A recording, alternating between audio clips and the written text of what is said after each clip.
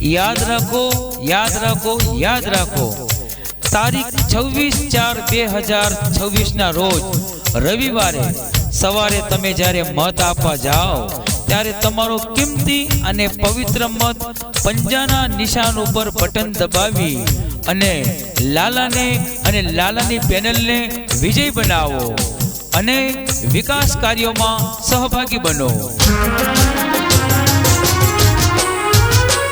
એ યુવા પેઢીના નવા વિચાર, કોંગ્રેસ સિવાય બીજી વાત જ નો.